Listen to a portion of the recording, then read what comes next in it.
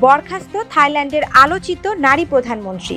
থাইল্যান্ডের ইতিহাসে প্রথম নারী প্রধানমন্ত্রী ইংলাক সিনাওয়াত্রাকে আনুষ্ঠানিকভাবে বরখাস্ত করেছে দেশটির সর্বোচ্চ আদালত।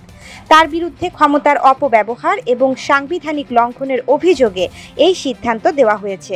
সুপ্রিম কোর্টের রায়ে বলা হয়েছে, প্রধানমন্ত্রী হিসেবে দায়িত্ব পালনকালীন ইংলাক একটি গুরুত্বপূর্ণ পদে অবৈধভাবে রাজনৈতিক ঘনিষ্ঠ একজন কর্মকর্তাকে নিয়োগ দেন।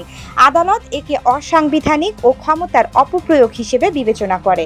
2011 সালে নির্বাচনে জয়ী হয়ে ইংলাক থাইল্যান্ডের প্রথম নারী প্রধানমন্ত্রী হন, কিন্তু তার শাসনামলে চাল ভর্তুকি কেলেঙ্কারি, রাজপরিবার নিয়ে বিতর্কিত মন্তব্য ও সেনাবাহিনীর সঙ্গে টানাপোড়েনের কারণে একাধিকবার বিতর্কে জড়ান তিনি। ইংলাকের বরখাস্তের পর দেশ জুড়ে রাজনৈতিক উত্তেজনা তৈরি হয়েছে।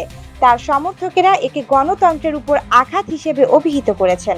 ব্যাংকক সহ বিভিন্ন শহরে শান্তিপূর্ণ প্রতিবাদ কর্মসূচির আয়োজন করা হচ্ছে। থাইল্যান্ডের রাজনীতিতে সেনাবাহিনীর হস্তক্ষেপ নতুন কিছু নয়। 2014 সালে ইংলাক সরকারের পতনের পর দেশটিতে সামরিক শাসন জারি হয় এবং পরে একটি নতুন সংবিধান গৃহীত হয়। ইংলাকের বরখাস্ত থাইল্যান্ডের রাজনীতিতে নতুন করে অস্থিরতা ডেকে আনতে পারে। জনমতের বিভাজন, সামরিক চাপ এবং বিচার ব্যবস্থার স্বচ্ছতা নিয়েও প্রশ্ন উঠেছে। রাবেয়া আক্তার আখি, দেশ দর্পণ টেলিভিশন।